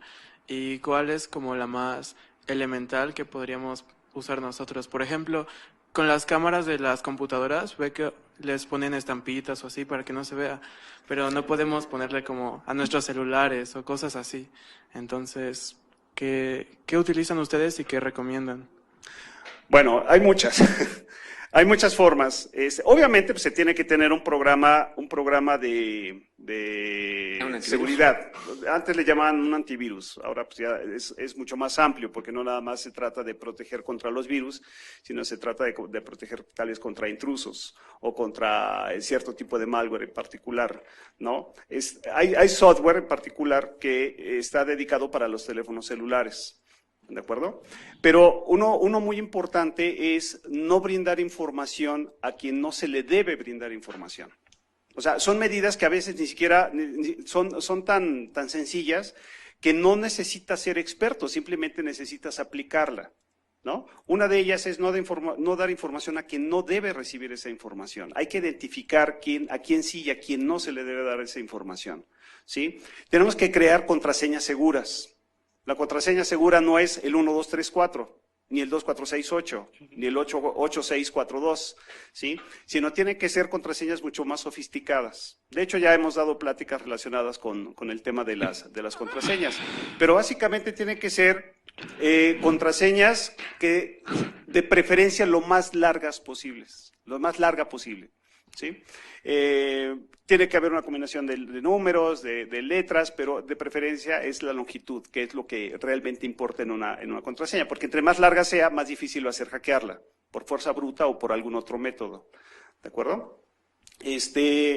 Pues, por ejemplo, hay otra forma. Ustedes saben que en los cajeros automáticos muchas veces tenemos poco cuidado, o en las mismas compras que hacemos cuando nos piden nuestro NIP, nosotros tranquila, es más, casi utilizamos un solo dedo y hacemos esto, ¿no? Y le estamos dando información al cajero. ¿Qué seguridad tenemos de que el cajero en un momento dado no pueda hacer perderse a la tarjeta y tiene la contraseña y nosotros ni por enterado? ¿No? Cuando vamos a la gasolinera, por ejemplo, entregamos nuestra tarjeta y nosotros estamos viendo a ver si se llenó el tanque de gasolina. Y ya tiene el despachador, tiene debajo de la terminal, tiene un skimmer, que es el que escanea mi código, o el que escanea el chip que tiene la tarjeta de crédito o la tarjeta de débito. Y ahí ya tiene toda la información, toda mi información. Y cuando yo tecleo nuevamente, cometo el error de teclear a vista, a ojos vistas, que le llaman, mi contraseña, mi NIP. Entonces ya tiene toda la información para que puedan robar mi cuenta, la puedan vaciar. ¿De acuerdo? O sea, no nada más es tener un programa que me permita proteger los datos, sino son fundamentalmente hábitos que como personas, y cualquiera lo puede seguir sin tener grandes conocimientos en informática, los debe aplicar. ¿Sí? Las actualizaciones, por ejemplo. Yo debo actualizar mi sistema operativo. ¿Por qué? ¿Por qué se tiene que actualizar? Por una sencilla razón, porque todos los sistemas operativos tienen vulnerabilidades. Si no tienen vulnerabilidades por aquí, las tendrán por acá, pero necesaria, porque son tan complejos que difícilmente puedes tener un sistema operativo 100% seguro, aunque estemos hablando de Linux. ¿Sí? Todos los sistemas operativos tienen vulnerabilidades. ¿Ok? Bueno, adicional, creo que eso está muy bien cuando ya adoptas una tecnología. Entonces, de lo que también habíamos estado platicando previo a la plática es que no adoptes algo que no conozcas y completamente. Entonces, si vas a integrar sensores a tu casa, pues aprende, lee un poquito más qué es lo que te van a traer de beneficio y qué protección van a requerir, ¿no? Entonces, eso creo que sería de lo básico, ¿no? Primero, infórmate bien qué es lo que vas a usar, qué es lo que quieres integrar a tu vida y cómo lo debes de proteger. ¿Y para qué lo quieres también, ¿no? Digo, es padre la innovación, pero pues, podemos empezar con algo sencillo y ya después ir incrementando en la medida que uno vaya conociéndolo. Apuntando lo que dice Mauricio, en la medida que uno vaya conociendo más sobre el tema, pues te vas a ir aventando un poquito más y un poquito más y un poquito más. Si te avientas sin conocer, es muy probable que puedas ser víctima de un hacking. Sí, creo que ese es el mejor camino, ¿eh? Así como lo acaba de decir nuestro tutor. ¿Alguna otra por ahí? Sí, queda contestado. ¿Sí? ¿Alguien más? Sí. Ok, ¿cree que es indispensable ante las leyes mexicanas realizar, vaya la redundancia, leyes que sobreprotejan a los usuarios como tal? Pues no propiamente que sobreprotejan, más bien que los protejan, que protejan a los usuarios. Bueno, es que yo, digamos, como usuario, he determinado que, por ejemplo, Facebook ocupa nuestra información a beneficio propio. Ahorita viendo las elecciones electorales, a pesar de que, por ejemplo, yo me trato de informar sobre los candidatos, he determinado que algunos tienden a seguir a otros candidatos. O sea, por ejemplo, digamos, a sobreproteger a otros candidatos, a darle beneficio a otros candidatos. Sí. Entonces, a mi pregunta es, ¿cree que es indispensable realizar leyes, a dar como información verdadera? Mira, yo creo que más que sí hay que crear leyes, porque aquí en México estamos en pañales, hay muy poco relacionado con la legislación informática en México. Hay mucho desarrollado en Estados Unidos, hay mucho desarrollado en Europa, pero aquí en México apenas está empezando a desarrollar, ¿sí? Hay poco realmente. Pero creo que tratando de entender tu pregunta es, ¿por qué Facebook está utilizando esa información que yo le estoy brindando? Porque tú estás aceptando las condiciones, términos y condiciones que te plantea Facebook. Y desafortunadamente, si no leímos cuáles fueron esos términos y condiciones, pues ahí sí no puedo hacer absolutamente nada en contra de Facebook. Si yo le digo, voy a utilizar tu plataforma, o me vas a permitir utilizar tu plataforma porque es muy bonita, me voy a poder comunicar con la gente, voy a poder subir mis fotografías, voy a poder hacer comentarios, voy a poder ver videos o subir lo que sea.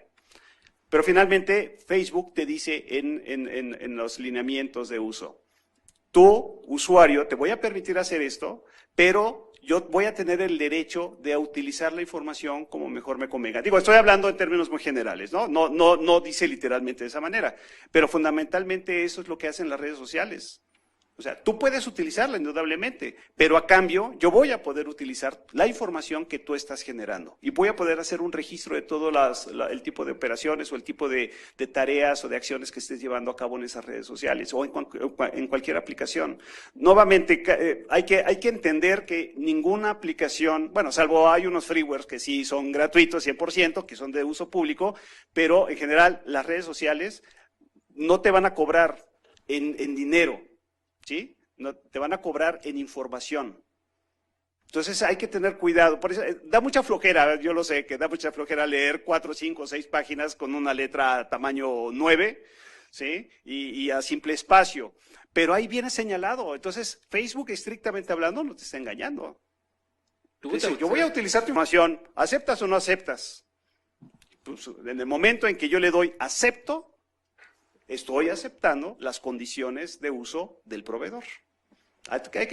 Pero regresando a lo de las leyes, indudablemente se tiene que hacer una actualización, se tienen que modernizar las leyes aquí en México y se tienen que crear nuevas leyes relacionadas con la protección de los usuarios de Internet. Ahora, yo me subo al otro lado. Realmente no tendría por qué haber tantas leyes. Internet nació como un ente libre, entonces, donde no había esas regulaciones, los gobiernos no deberían de intervenir, donde debería haber libre intercambio, todo está perfecto, muy bonito. Se han complicado demasiado las cosas a partir de ese Internet primitivo, ¿sí? Entonces es ahora cuando los usuarios no somos conscientes de lo que estamos aceptando, de los servicios que estamos consumiendo una vez más, que tenemos que recurrir al gobierno para que haga leyes que nos protejan y en esas leyes que nos protejan de él, también nos están privando de muchas cosas. Entonces tenemos que ser muy informados para saber qué servicios vamos a consumir en la red, saber qué estamos haciendo en la red. Y 2, si hay leyes, saber qué leyes hay, no violarlas y impedir que se aprueben las que no nos convengan, ¿no? Porque también de eso somos libres de decir, oye, ¿sabes qué? Esa ley no, que es lo de ahorita, ¿no? Del Internet, ¿cómo se llama esta ley? Se me fue el nombre. El ingeniero no se acuerda. La ley de neutralidad en la red, perdón. Que no todos los que participan en la red tienen el mismo acceso a los mismos recursos, a menos de que pagues, ¿no? Entonces los minoristas van a tener un menor ancho de banda que las grandes corporaciones, etcétera, etcétera. Entonces va a haber muchos problemas con ese tipo de leyes, pero son leyes que la gente está pidiendo, ¿no? En cierta forma, por desconocimiento, otras por manipulación, pero a final de cuentas hay que conocer y hacer mucho conocimiento, hacer muy tuyo lo que vas a usar, para no caer en eso, en que necesito que alguien me proteja. Sí, adicional a esto, bueno, yo sí estoy de acuerdo que debe haber ciertas reglas para tener una convivencia saludable en cualquier ámbito. Entonces, yo considero que sí debería de haber alguna regulación. No sé qué tan estricta o poco estricta debiera de ser, pero también valdría la pena escuchar la postura de gente experta en el tema, ¿no? Que finalmente las reglas no se hacen para acotar cosas, sino más bien para poner una convivencia sana. Entonces, en este caso, sí, yo creo que inclusive sería muy conveniente desde mi punto de vista que se hicieran mesas de debate, mesas redondas sobre este tipo de problemáticas, donde hubiera gente que conoce sobre tecnología, gente que conoce sobre derecho, gente que conoce sobre medicina, sobre temas políticos, sobre economía, y que todos bajo su perspectiva pues tuvieran puntos a considerar y a tratar. Entonces yo creo que inclusive esa sería una buena estrategia y saldrían conocimientos formidables de ese tipo de temas, ¿no? De conversaciones. ¿Sí, alguna otra pregunta? Ah, sí. Sí. Buenas tardes. Bueno, a pesar de que existen este tipo de leyes y todas estas regulaciones, nosotros como usuarios, pues, ¿qué seguridad tenemos si a las corporaciones también les roban información, no? Si incluso a los bancos, hace unas semanas apenas tuvimos esta situación de que a Banxico, de que a diversos bancos le robaron no sé cuántos millones, creo que 3,000 millones. Entonces, si ni los bancos están seguros con este tipo de leyes, de reglamentaciones e incluso de protecciones en sus sistemas, ¿qué tan seguros nosotros podemos estarlo? Pues mira, como lo habíamos comentado anteriormente, no existe la seguridad al 100% en ningún lugar. Es más, te podría decir, si conocen Kaspersky. Sí, han escuchado de Kaspersky. Kaspersky es el apellido de este cuate, no me acuerdo cómo se llama, James o George, o no sé, Kaspersky, que es un ruso. Sí. Él dijo, yo no estoy loco para utilizar un teléfono celular. Yo no utilizo un teléfono celular. Así de fácil, ¿no? Lo hizo en una declaración. Digo, no estoy diciendo que no se utilice, pero él está consciente, o sea, lo que voy es que él está consciente de las vulnerabilidades que este tipo de dispositivos o los sistemas informáticos en general llegan a tener. Aquí yo creo que es un problema más bien de cultura, un problema de cultura informática, un problema de que la gente en general no se interesa mucho por este tipo de temas. Ellos llegan, compran su dispositivo, lo usan y se acabó. Y no piensan de que lo pueden hackear, y no piensan de que puede caerle un malware, y no piensan de que le pueden robar su información hasta que sucede, ¿eh? Hasta que sucede. Es lo mismo que sucede con las casas, ¿no? Las casas, pues yo no le pongo candado, no le pongo protecciones, ¿para qué? Pues si nunca me han robado. O los seguros para los automóviles, pues nunca he chocado, ¿para qué compro un seguro? Híjole, pero ¿qué sucede cuando pasa? ¿No? Cuando, como dicen, el seguro lo compramos para no usarlo. Y esa es la intención, no utilizar un seguro de automóvil. Lo mismo sucede con las protecciones. Lo que pasa es que necesitamos culturizar a las personas y a concientizarlas de elementos tan elementales como crear una buena contraseña. Como al momento de escribir la contraseña, pues que no haya un desconocido atrás. Ustedes han visto, por ejemplo, en los aeropuertos, en el aeropuerto de la Ciudad de México, hay unos cajeros automáticos que están sobre el pasillo, no están en estas vitrinas, ¿no? Que están un poquito más protegidas, y la gente de manera evidente mete su tarjeta y pone su NIP sin fijarse siquiera que haya alguien detrás de él. Este tipo de hábitos, que son realmente muy sencillos, la gente no los sigue. Y créeme que con eso sería más que suficiente para poder medianamente proteger nuestra información. El problema es que esa cultura no le llega a todos, o a quien le llega no le interesa y no la aplica. O ya hay otros que la conocen, pero no la aplican. El hecho de cambiar de manera continua mi contraseña, el hecho de hacer respaldos de mi información. ¿Quiénes de ustedes tienen un respaldo de las fotografías en su celular o de sus contactos? ¿En la nube? ¿Ese es el único lugar? Hubo un editor, imagínate, en PC World, no, en Computer World, este cuate escribía en esa revista y tenía su cuenta. Y él escribía sobre seguridad, seguridad informática. Resulta que le hackearon su cuenta de iCloud. Y le robaron, me robaron mi vida. Porque tenía ahí todos sus artículos, tenía todas las fotografías de su familia, tenía muchos documentos personales, material de investigación, etcétera. Incluso logró contactar con los, bueno, más bien los ladrones o los que le robaron la contraseña, lograron contactarlo y le estaban pidiendo de dinero. Y dijo, no te voy a dar un quinto. ¿Sí? Y era un experto en informática. Bueno, en seguridad informática. ¿Sí? O sea, ¿qué tanto estamos seguros? Pues en la medida en que nosotros hagamos conciencia de que la seguridad informática es importante y la debemos incorporar en nuestra vida. De otra manera va a ser muy difícil.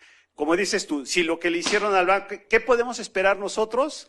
Si lo que le hicieron a los bancos, de robar los 300 millones de pesos en las operaciones SPEI, resulta que pues se supone que tenían medidas de seguridad, aunque uno se pone a pensar, bueno, quién sabe qué tan actualizados estén. Uno a veces llega a pensar de que son corporaciones que reinvierten grandes sumas de dinero en seguridad, que a la larga quizá, no lo sé, quizá a la larga no resulte, no haya sido cierto eso, ¿no? Tal vez no hayan actualizado sus bases de datos, o tal vez no hayan actualizado su antivirus, no sé, o sea, tal vez había algo ahí que lograron que los hackers pudieran penetrar y robar esa información.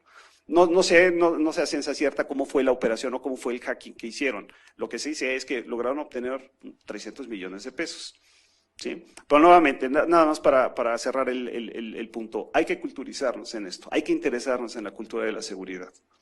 ¿Sí? Claro, gracias. Bien, ¿alguien más? ¿No? Pues muchísimas gracias de veras por estar aquí. Créanme que sí es importante que eso lo reflexionen, que lo vean, que vean por un lado la beta que tenemos por ahí, el desarrollo que ustedes pueden llevar a cabo con el IoT, y por otro lado, pues la importancia que tiene el hacer conciencia de la importancia que tiene la seguridad informática. Pues muchísimas gracias, que pasen muy buenas noches. Bye.